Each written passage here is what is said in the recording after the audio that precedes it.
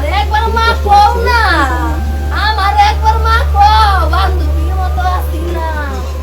ইতালির তপ্ত রোদ আর ঘাম ঝরানো দিনগুলোতে সাগরের একমাত্র ভরসা ছিল আনিকার ভালোবাসা। দীর্ঘদিনের প্রেম, হাজারো স্বপ্ন আর একসাথে বাঁচার অঙ্গীকার, সবকিছুই মনে হয়েছিল বড্ড সত্যি।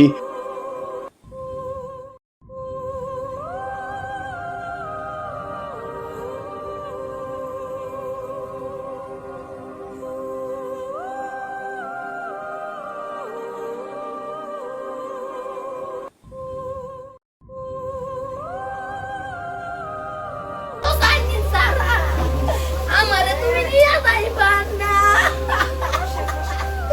ওই মা, আমারে, ওই আমার মা, তুই অনেক এ নাই, এ নাই তুই, এ নাই রে।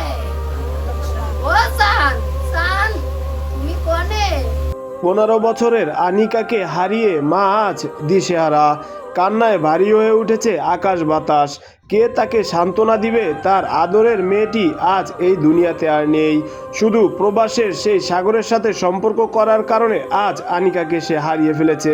আরনিকা মারে সময় কোরআন শরীফ সুয়াইয়া প্রতিজ্ঞা করেছে, অনেক ভালো ভালো বিয়ে আইছে, সরকারি চাকুরা বিয়ে আইছে, প্রতিশ্রুতি দিছে, কোরআন শরীফ সুয়াইয়া কসম খাওয়াইছে। দূর প্রবাসে বসে আনিকাকে এমন প্রতিশ্রুতি দিয়েছে যে কোনোভাবেই যেন তাদের ভালোবাসার বিচ্ছেদ না ঘটে। সে কোরআন শরীফ আনিকার হাতে রেখে এবং অদাও করিয়েছিল, কিন্তু তার পরিণতি যে এমন হবে সেটা কখনোই আনিকা কল্পনাও করতে পারেনি।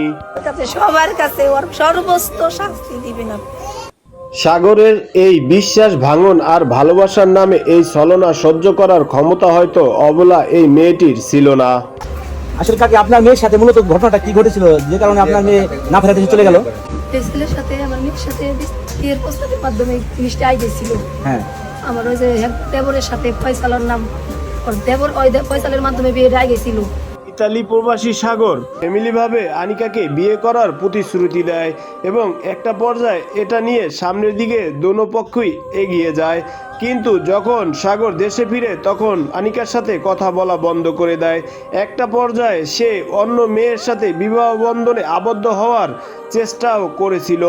এই কথা যখন আনিকা শুনতে পায় তখনই আনিকা এরকমের একটি অঘটন ঘটিয়ে ফেলে।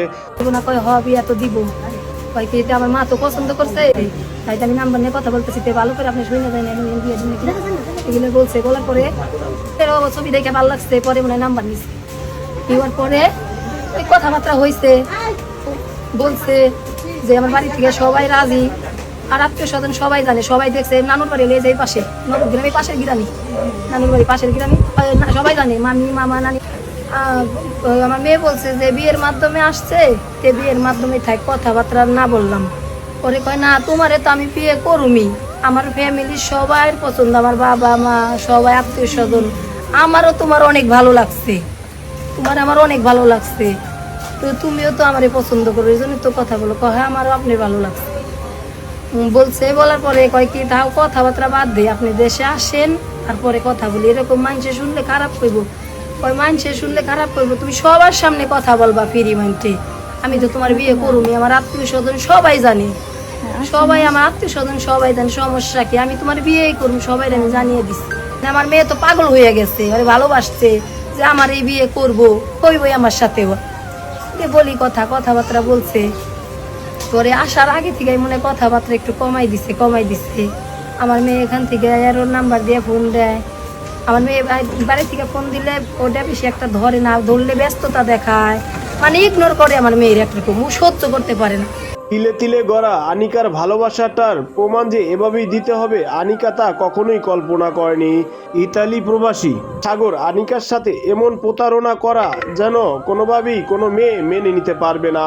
তাই আনিকার ভালোবাসাটা এতটাই খাঁটি ছিল যে সে ভালোবাসার পরীক্ষা দেওয়ার জন্য এই পথ বেছে নেয়।